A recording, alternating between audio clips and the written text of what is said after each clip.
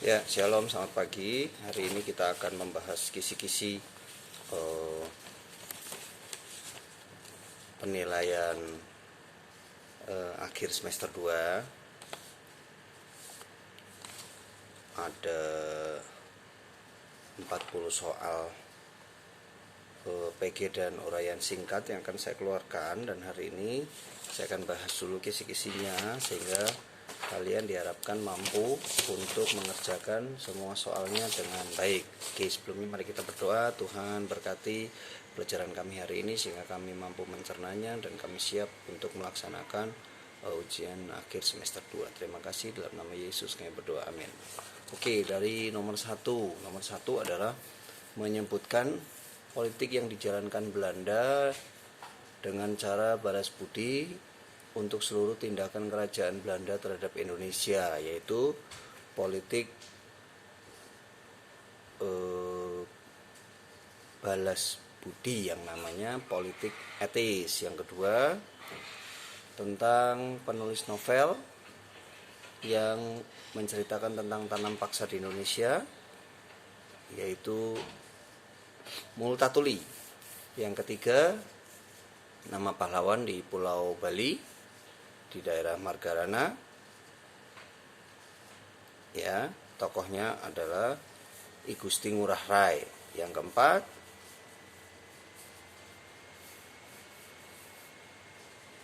perang Padri, yaitu perang dari kaum Padri, yaitu kaum Padri adalah para ulama melawan kaum adat.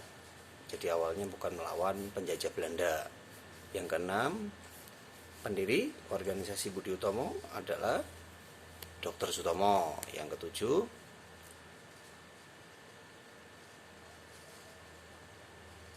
perwujudan program Budi Utomo dalam mengembangkan kehormatan bangsa adalah Indonesia memperjuangkan supaya Indonesia kedudukannya sederajat dengan bangsa lain. Yang ke-8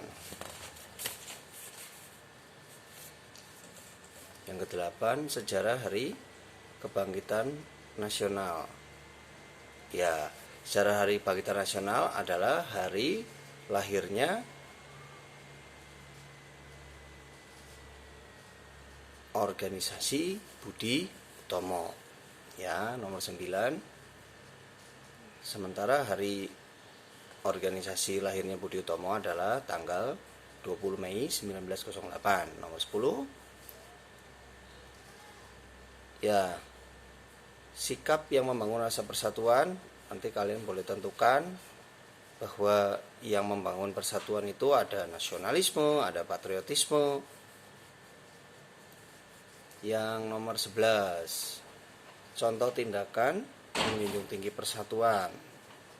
Ya, nanti dipelajari bagaimana tindakan yang menjunjung tinggi persatuan. Nomor 12, contoh tindakan yang sesuai dengan Bhinneka Tunggal Ika. Ya, Bhinneka Tunggal Ika adalah semboyan negara kita untuk mempererat persatuan, ya, di mana berbeda-beda tetap satu juga. Nomor 13, tahapan pembinaan persatuan. Jadi tahapannya adalah ada perasaan senasib, lalu ada kebangkitan nasional, lalu ada sumpah pemuda, dan kemudian titik akhirnya adalah pada proklamasi. Nomor 14, pesan moral perang puputan adalah berperang sampai titik darah penghabisan. Nomor 15, pelajaran yang dapat diambil dari Sumpah Pemuda, ya, yaitu mengutamakan kepentingan bangsa daripada kepentingan golongan. Nomor 16, bentuk cinta tanah air yang dapat dilakukan sehubungan dengan peristiwa Sumpah Pemuda. Kalau di sekolah misalnya apa? Menyelenggarakan upacara dengan khidmat. 17, contoh semangat perjuangan yang harus kita contoh hari ini sebagai pelajar adalah misalnya rajin belajar. 18, tokoh pemuda yang mendapat bintang gerilya dan Mahaputra kelas 3, yaitu adalah Walter Mongonsidi. 19 tentang bendera negara. Ya, di lapangan ukurannya harus 120, saya ulang 120 kali 180 cm. Nomor 20 aturan penggunaan bendera, ya, yaitu pemasangan bendera dilakukan pada waktu matahari terbit hingga tenggelam. 21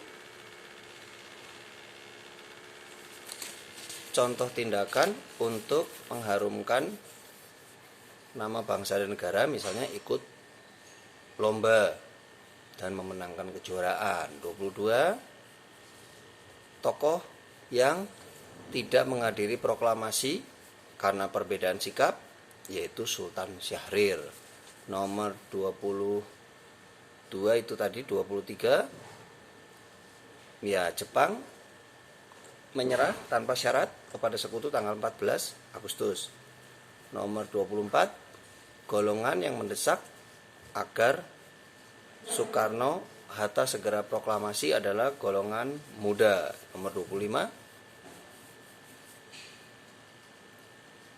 ya, tempat di mana Soekarno dihukum yaitu Lapas Bancoi, Bandung, ya.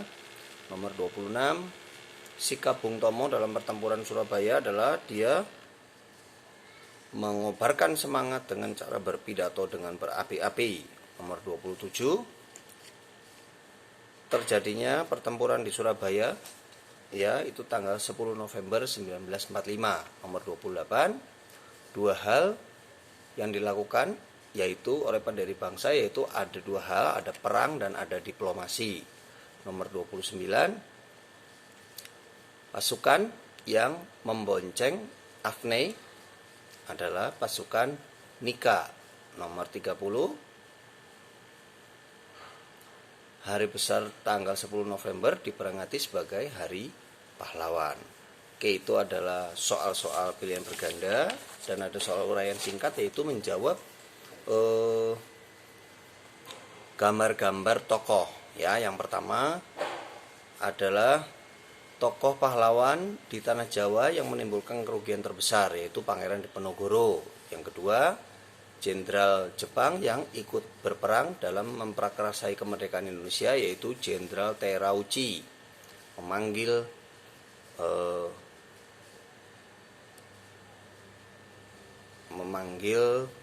Insinyur Soekarno, Muhammad Hatta, dan Dr. Rajiman pergi ke Vietnam. Lalu yang berikutnya, nomor 3, Kaisar Jepang ketika menjajah menjajah Indonesia adalah Kaisar Hirohito. Nomor 4, Ketua BPUPKI, ya, Kanjeng Ratu Tumenggung Rajiman Widyo Diningrat. Nomor 5, pengetik naskah proklamasi, ya, Sayuti Melik. Nomor 6, pahlawan perang Padri adalah Imam Bonjol, Tuanku Imam Bonjol. Nomor 7, jenderal yang menggagas kerja paksa di Indonesia adalah Johannes van der Bos. Lalu nomor 8, pendiri Budi Utomo, yaitu Dr. Sutomo. Nomor 9, penulis novel Max Havelaar, ya, yaitu Multatuli, nama aslinya adalah Edward Dowes Dekker. Dan nomor 10, inisiator atau penggagas Budi Utomo, bukan pendirinya, yaitu Dr. Wahidin Sudirohusodo. Oke, itu adalah kisi-kisi untuk PG dan uraian. Terima kasih.